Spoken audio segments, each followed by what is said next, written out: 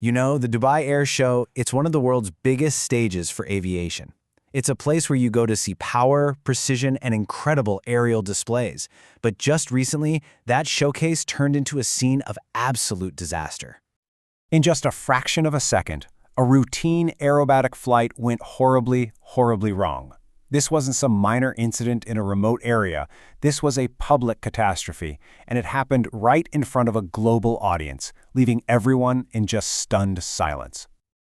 So what aircraft are we talking about? It's India's indigenous Tejas fighter jet. Now, this is only the second crash in the Tejas' entire history, but because of where it happened and how it happened, it has sent massive shockwaves through the entire defense world. Of course, beyond all the wreckage and the international headlines, there is an immense human cost. At the very center of this tragedy was a highly skilled and respected pilot. This was Wing Commander Namansh Syal, an experienced Indian Air Force pilot from Himachal Pradesh, and tragically, despite all his skill, he wasn't able to eject in time. He leaves behind his wife, who is herself a retired wing commander, and their young 7-year-old daughter. So initial reports are suggesting the crash happened right after the jet failed to recover from a really high-stakes maneuver. It's known as a negative G-turn. So what exactly is that? Okay, so let me break this down. You know that feeling on a roller coaster when you get pushed into your seat? Well, that's a positive G-turn. A negative G-turn does the complete opposite. It creates a sense of weightlessness, basically pushing you out of your seat.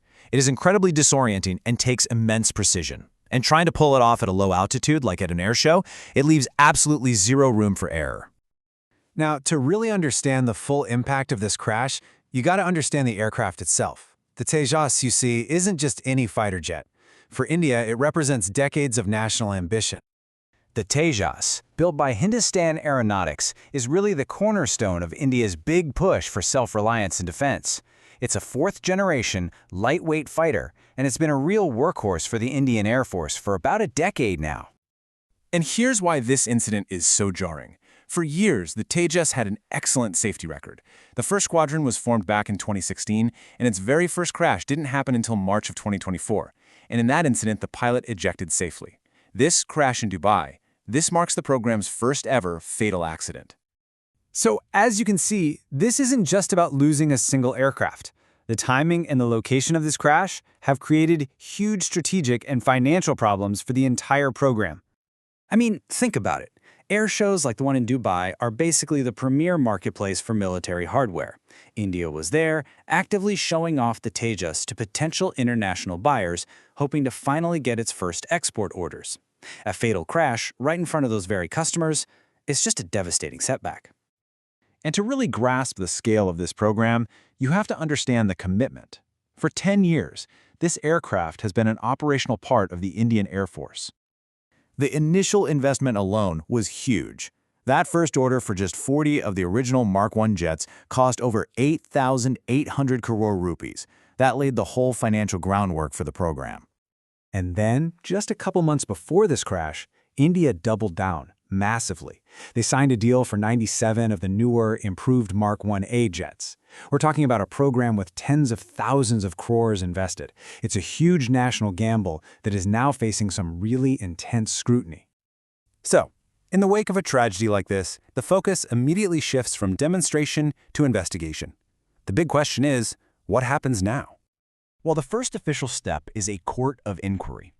This is a formal investigation. It's going to involve working with Dubai's aviation authorities and, most importantly, recovering and analyzing the aircraft's black box, its flight data recorder, to piece together exactly what happened in those final moments. Now, according to the experts, the investigators are likely going to focus on 3 key possibilities. 1. Was it a mechanical failure? Maybe a sudden loss of engine power. 2. Was it a malfunction with the flight control system at a critical moment? Or 3, and this is a big one, could the pilot have experienced what they call spatial disorientation during that incredibly difficult maneuver? These are the questions they have to answer. And all this leaves us with the big question. Look, military aviation is inherently dangerous. We all know that. But very few programs have this much riding on them. We're talking national pride, strategic autonomy, and billions in potential exports. The challenge ahead is immense. Can India's flagship fighter project recover from such a visible and tragic failure on the world stage?